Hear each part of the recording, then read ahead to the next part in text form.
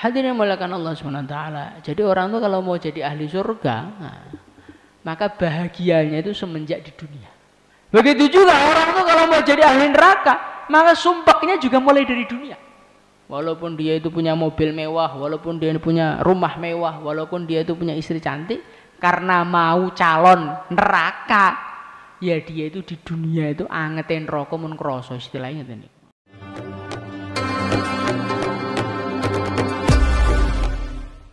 Innal hamdalillah nasta'inuhu wa nastaghfiruhu wa nu'minu bihi wa natawakkalu alayhi wa na'udzu bihi min syururi anfusina wa min sayyiati a'malina. من يهده الله فلا مضل له ومن يضلل فلا هادي له أشهد أن لا إله إلا الله وحده لا شريك له وأشهد أن محمدا عبده ورسوله اللهم صل وسلم على سيدنا محمد وعلى آله وصحبه أجمعين أما بعد قال تعالى في كتابه الكريم والذين جاهدوا فينا لنهدينهم سبلنا وإن الله لمع المحسنين. Hadirin yang dimuliakan Allah Subhanahu wa taala. Semua manusia yang ada di dunia ini tidak akan ada yang hidup selama-lamanya. Siapapun dia, sehebat apapun dia, pada akhirnya manusia ini akan meninggal dunia. Hadirin yang dimuliakan Allah Subhanahu wa taala. Apapun yang kita lakukan, usaha apapun yang kita lakukan, kita menjaga kesehatan kita menjaga diri kita, jangan sampai terkena bahaya, jangan sampai terkena sakit. Mungkin itu bisa terjadi dalam kehidupan kita. Tapi kalau menjaga diri, jangan sampai mati. Terus gesang terus teng donya mboten sakit. Tiyang niku mboten sakit niku insyaallah sakit. Tapi tiyang niku nek mboten mati niku mboten saged. Hadirin yang dimuliakan Allah Subhanahu wa taala. Setelah kematian ini, kemanakah manusia ini akan pergi? Manusia ini akan pergi ke salah satu dari dua tempat. Fariqun fil jannah wa fariqun fis sa'ir. Sebagian menuju ke neraka Allah Subhanahu wa taala dan sebagian menuju ke surga Allah Subhanahu wa taala. Orang-orang yang oleh Allah Subhanahu wa taala diampuni dosanya, kemudian diberi nikmat oleh Allah Subhanahu wa taala, maka di akhirat nanti dia akan mendapatkan sesuatu yang luar biasa. Apa itu sesuatunya? Sesuatunya itu adalah walakum fiha ma tashtahi anfusukum. Ahli surga niku kalih Gusti Allah dipun ngendikani, "Oh ahli swarga, walakum fiha ma tashtahi anfusukum." Swarga kuwi apa sing mbok karepne kabeh enek. Niku swarga, Pak. Nek teng donya niki Masya Allah. Sing dipun karepaken kuwatah, yang diinginkan banyak, yang keturutan sedikit. Tapi kalau di surga nanti, saking banyaknya nikmat sampai orang ahli surga itu bingung mau minta apa lagi. Hadirin yang dimuliakan Allah Subhanahu wa taala. Nanti di surga Allah Subhanahu wa taala akan memberikan nikmat yang lebih luar biasa lagi. Apa itu nikmatnya? Wa may yuti'illaha war rasul fa ulaika ma'al ladzina an'ama Allahu 'alaihim minan nabiyyin was-siddiqin wasyuhada'i was-salihin. Siapa yang taat kepada Allah dan Rasulnya, kata Allah, nanti di akhirat bersama para nabi, para rasul. Hari ini hadirin yang mulia, di dunia kita ini duduk bersama Pak Lurah itu sudah merasa mulia. Duduk bersama Pak Bupati, tambah merasa mulia lagi. Duduk bersama Presiden Indonesia, tua mbah, foto pak, untuk kenang-kenangan seumur hidup. Biar anak cucu saya tahu saya pernah duduk dengan Presiden. Coba kita bayangkan kalau di akhirat nanti duduknya ini bukan dengan Presiden, duduknya dengan orang yang terkenal di dunia, bukan. Duduknya dengan pimpinannya seluruh makhluknya Allah Subhanahu wa taala. Rasulullah sallallahu alaihi wasallam. Padahal kita ini orang soleh juga bukan, orang alim juga bukan, ditaskil langsung budal juga bukan. Tapi nanti kalau kita ini takdirnya masuk surga, semoga saja. Itu duduknya itu bersama orang-orang mulia, para nabi, para rasul. Para siddiqin, para syuhada, pejuang-pejuang, para salihin, orang-orang soleh, itu nanti teman kita di surga. Hadirin yang dimuliakan Allah Subhanahu wa taala.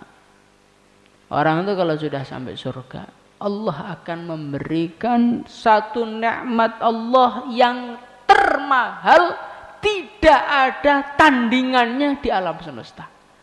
Surga kalah, bidadari surga kalah, kenikmatan surga semuanya kalah dengan ini. Apa itu? Waridwanum minallahi akbar. Orang-orang yang masuk surga diridhoi oleh Allah. Ini kalau takdirnya masuk surga. Na'udzubillah kalau orang itu takdirnya masuk neraka, maka dia nanti akan merasakan satu kehinaan, merasakan satu penyesalan, merasakan satu penyiksaan yang tidak ada habisnya. Khalidina fiha ma damatis samawati wal ard, selama-lamanya tanpa ada akhirannya. Itu yang nek kadung mlebu neraka terus diputusne sak lawase. Nggih, sak lawase saestu. Dibong saklawase, disiksa saklawase, getun saklawase. Hadirin yang mulia, seberat apapun penderitaan, selama apapun penderitaan, kalau ada akhirannya itu masih indah. Nah ini orang tuh kalau sudah di neraka dan diputuskan selamanya, ya nggak akan keluar. Wa ma hum bi kharijina minan nar, mereka tidak akan bisa mampu keluar dari neraka. Na'udzubillah tsumma na'udzubillah. Semoga kita semua dijaga oleh Allah. Hadirin yang dimuliakan Allah Subhanahu wa taala. Lah orang itu kalau jurusannya mau jurusan surga, itu kayak orang mau naik pesawat paling mahal. Maka fasilitas kenikmatannya pesawat itu tidak hanya dirasakan ketika sudah naik. Sebelum naik sudah dijemput, nanti sampai bandara diletakkan di tempat yang indah, tempat yang istimewa, tempat yang khusus. Nanti kalau naik pesawatnya, naik pesawat duluan. Itu kalau tiket pesawatnya tiket pesawat yang mahal. Begitu juga hadirin yang mulia. Orang tuh kalau mau jadi ahli surga, diberikan oleh Allah itu jadi ahli surga. Maka dia itu nikmatnya bukan hanya di akhirat. Di dunia pun sudah nikmat.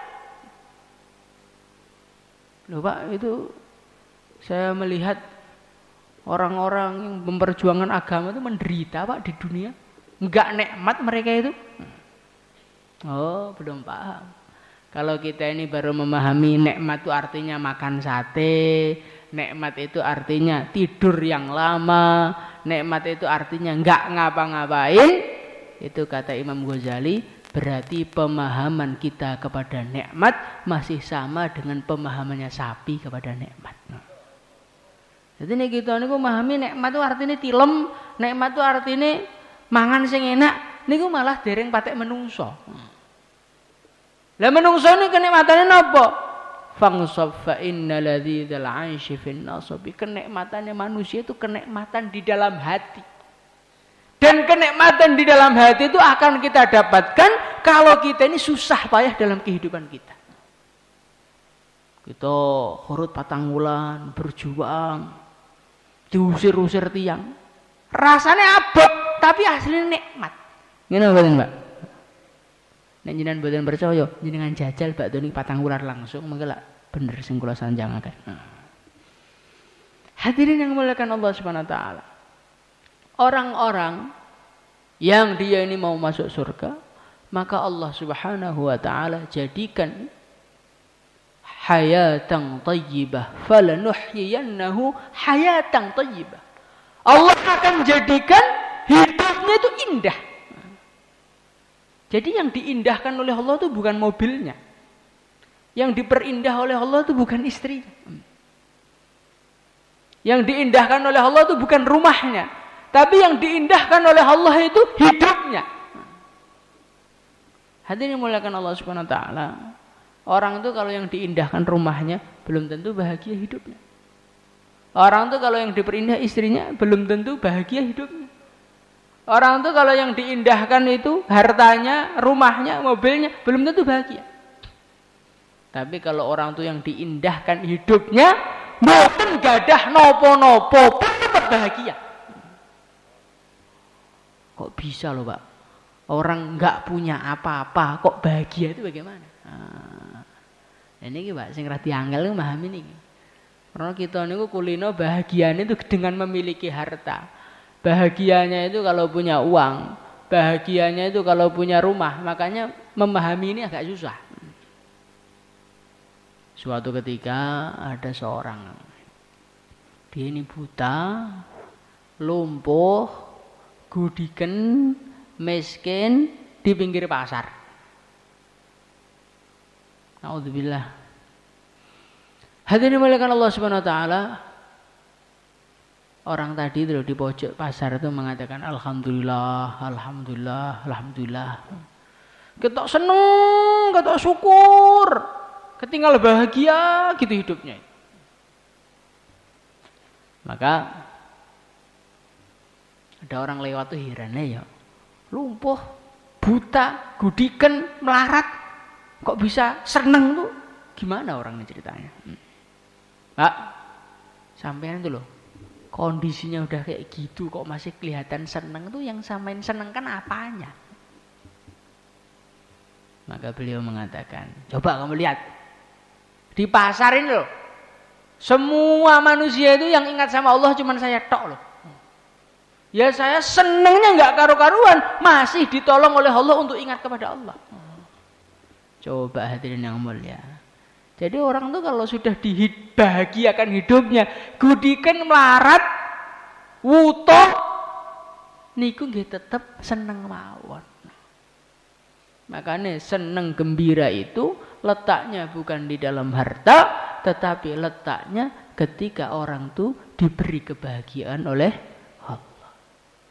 Saya setuju Pak. Kebahagiaan itu bukan dengan harta. Buktinya apa? Contoh. ada uang 2.000 rupiah. Uang 2.000 rupiah ini coba kita kasihkan sama anak kecil yang suka jajan. Maka dia seneng betul Mbak? Sopan. Tapi uang 2.000 rupiah itu ketika diberikan kepada orang dewasa, matur suwun mon mboten.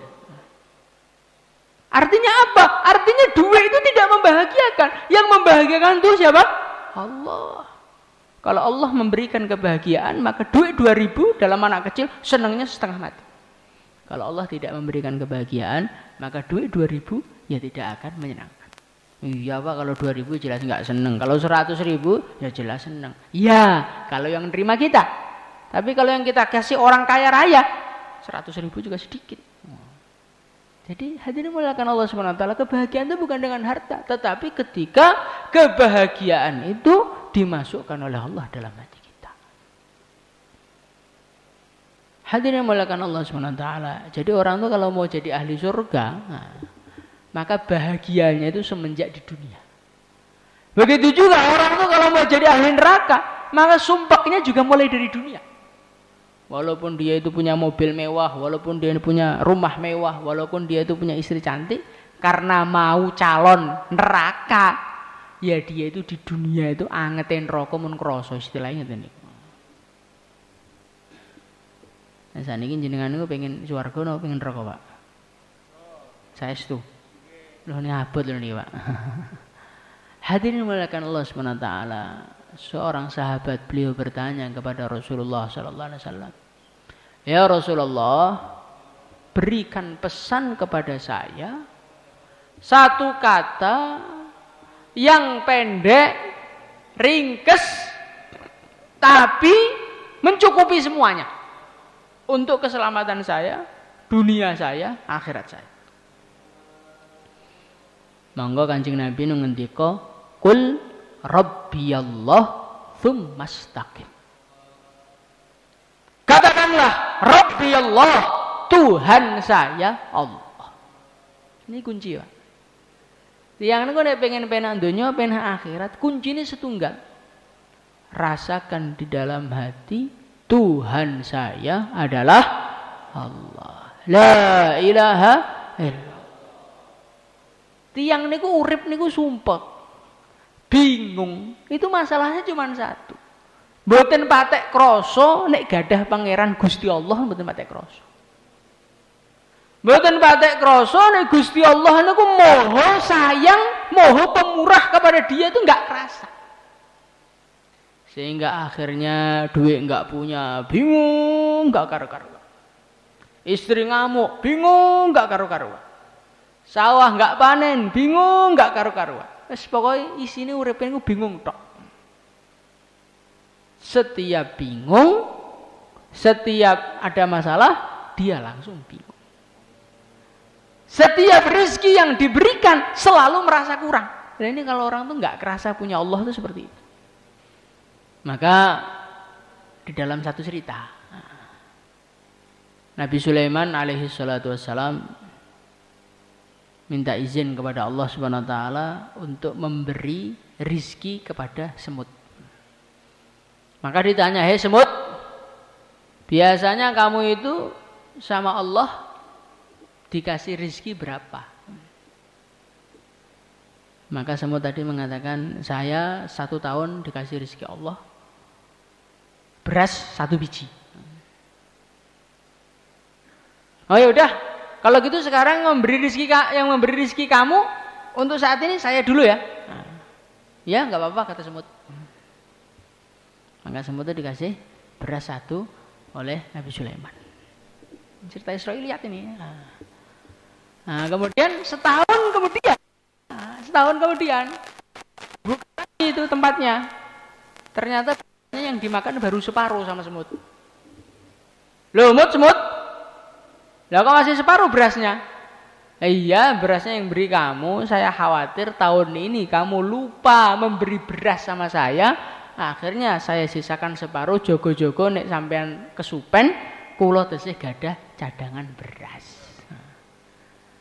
Lah kalau yang beri Allah langsung, saya yakin Allah tuh nggak pernah lupa. Maka jatah beras 1 ya tak habiskan setahun. Nah, kita ini saat ini riun, Pak. Di duit sik nyalangi. Nggo masa depan. Kok kaya gak ndek pangeran ae. Kalau kita ini memang sudah merasa punya Allah Subhanahu wa taala, enggak perlu bingung mikir rezeki. Selagi saya ini masih dikasih nyawa oleh Allah, ya mesti dikasih makan oleh Allah. Gitu aja orang iman. Sehingga sumber urip bruwet niku setunggal. Mboten kenal kali Gusti Allah, mboten krasa gadah pangeran Gusti Allah. Hadirin yang mulia, kita ini punya teman. Temannya kaya raya, temannya dermawan, mikirkan kita terus. Kalau kelihatan kita murung sedikit, kasih duit. Kelihatan murung sedikit, kasih duit. Kelihatan susah dikit, kasih duit. Jalan kaki dikit, kasih motor. Hadirin yang mulia, kemudian tiba-tiba kita ini di PHK oleh perusahaan kita. Susah betul Pak? Betul susah lah. Koncoku apian ngeraku PHK gak masalah. Begitu juga kita. Allah Subhanahu wa taala ini Masya Allah kebaikannya gak terbatas. Murahnya Allah tuh gak terbatas. Bagaimana Allah itu tidak pemurah? Kita maksiat tiap hari sama Allah itu loh. Masih aja dikasih makan.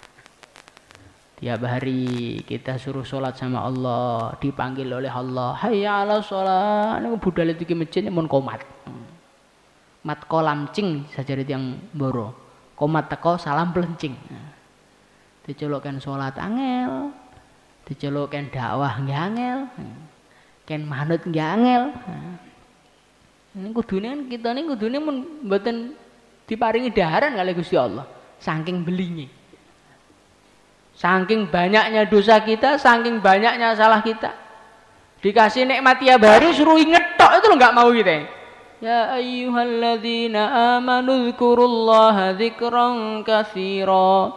Hai orang-orang iman, ingatlah kamu kepada Allah dengan ingat yang banyak. Elenge pas bakdo salat, nek pas pengen derek wiritan, niku pun sing sanjang namun tutuke atine mboten eling teng Gusti Allah. Dadi yang kaya awake dhewe niku wis asline gak pantes blas, Pak. Diparingi nikmat mboten pantes blas. Tapi kok sama Allah itu masih dikasih terus. Ini murahnya Allah. Allah Maha Pemurah, Allah Maha Pengampun. Lallahu afrahu bi taubati ibadihi. Allah Subhanahu wa taala itu lebih senang kepada taubatnya hambanya, kembalinya hambanya kepada Allah dibandingkan dengan seorang manusia yang dia ini di tengah padang pasir, nggak ada orang, nggak tahu arah, dia naik onta dengan segala perbekalannya, kemudian dia tidur bangun-bangun ontanya hilang. Berapa Mbak rasanya Pak? Susah mboten karu-karuan. Kemudian dia sudah ketika mau putus asa, tiba-tiba ontanya itu balik lagi. Senang mboten, Pak? Senangnya enggak karu, Masya Allah. Alhamdulillah, ontanya kembali lagi, harapan hidup masih besar. Sehingga saking senangnya hamba itu, dia mengatakan alhamdulillah ya Allah, ana rabbuka wa anta abdi. Saking seneng ini ngendi sanjangan niku salah. Alhamdulillah matur suwun Gusti.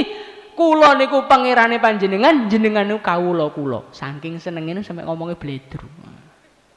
Hadirin yang mulia, gembiranya Allah, ridhonya Allah, senangnya Allah kepada hamba yang mau astagfirullah.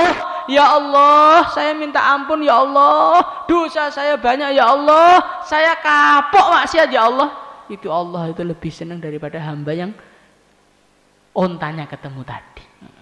Wis Maha Pemurah, Maha Penyayang, Maha Pengampun.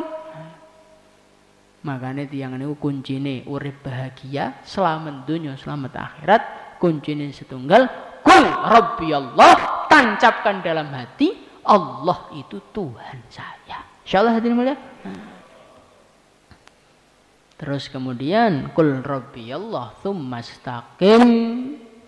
Kuncinya bahagia yang kedua setelah mengatakan Tuhan saya Allah adalah mengistiqomahkan rasa Allah Tuhan saya itu diistiqomahkan.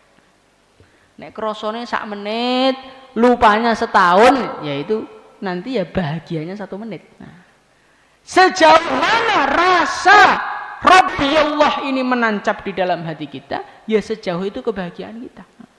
Kalau kita itu ingat Allah terus, ya bahagianya terus. Kalau itu ingat Allah itu kadang-kadang, ya bahagianya kadang-kadang. Makanya nek pengen selamat sampai dugine pati, kita ini kudu istiqomah merasa Allah sebagai Tuhan kita. Insyaallah dimulai. Lah ben istiqomah niku pripun? Nah, ben istiqomah yang pertama, kebesaran Allah itu sering dibicarakan. Kebesaran Allah itu sering dibicarakan. Kita ini orang iman, tapi bicaranya itu enggak seperti orang iman. Piye kang sawahe, piye tokone, anakmu piye, sehat ora? Sebab niku omong berita dunia, omong negara, omong sawah, omong sapi. Nggih oleh mawon. Tetapi membicarakan keagungan Allah Subhanahu wa taala ini perkara yang paling penting. Karena perkara ini mboten tahu diomong dangu-dangu lali. Perkara niku nek diomong terus dangu-dangu mancep. Atus duit niku lho, Pak. Diomong terus. Akhirnya kaya-kaya tanpa uang enggak bisa hidup. Padahal kita ini lahir ke dunia itu juga enggak bawa uang. Kita mulai kecil sampai remaja itu juga nggak pernah kerja, ya hidup dan makan. Kalau Allah mampu memberi kita makan tanpa uang ketika masih kecil, ketika dewasa, kuasa nopo mboten? Kuasa. Tapi karena duit itu diomong terus akhirnya seakan-akan pangerane duit. Maka hadirin yang muliakan Allah Subhanahu wa taala, kita ini bagaimana bicara Allah. Ketemu istri bicara keagungan Allah, ketemu konco saat durung ngomong dulu bicara keagungan Allah. Mengke kelihatan terlalu ngejos, Pak. Oh, bukan ngejos. Ya seharusnya orang iman itu seperti itu. Bicara dulu keagungan Allah, setelah itu bicara yang lain. Bicara keagungan Allah, setelah itu yang lain. Akhirnya hidup kita ini dipenuhi dengan rasa keagungan Allah. Kemudian yang kedua, iman itu harus diperjuangkan dengan pengorbanan menghidupkan agama seluruh alam. Hadirin yang mulia, kita ini punya bibit mangga, bibit padi, tanam di sawah. Habis itu nggak pernah kita mujahadai, disirami nggak pernah, dipupuk nggak pernah, dikenakan sinar matahari nggak pernah. Dangu-dangu mati nih urip. Ini pecah, dangu-dangu pecah. Hadirin mulakan Allah Subhanahu wa taala. Begitu juga iman ini. Kalau iman itu tidak dimujahadai, iman itu tidak ditirakati, maka iman itu lama-lama layu, akhirnya mboten saged istiqomah. Makanya termasuk kunci ini orang itu bisa selalu merasa Allah itu Tuhan kita adalah kalau iman ini diperjuangkan, iman ini dimujahadai. Nah, termasuk tarbiyah Maulana Ilyas itu termasuk mujahadahnya iman itu adalah khurut 4 bulan 40 hari. Insyaallah hadirin mulia. Khurut 40 hari, khurut 4 bulan napa to jane? Nglatih imane ben kenceng niku mawon. Mboten napa mboten kok ben piye mboten. Wa man jahada fa innama yujahidu li nafsi. Kita ini fikir umat. Fikir umat itu biar apa, Pak? Biar iman kita ini kencang. Kita ini sayang kepada umat itu biar apa, Pak? Biar iman kita ini kencang. Itu saja aslinya. Segala mujahadah kita, segala susah payah kita untuk memikirkan agama, untuk memikirkan umat, bukan kembali kepada agama, bukan kembali kepada umat. Wa man jahada fa innama yujahidu li nafsi. Sebetulnya balik kepada kita sendiri.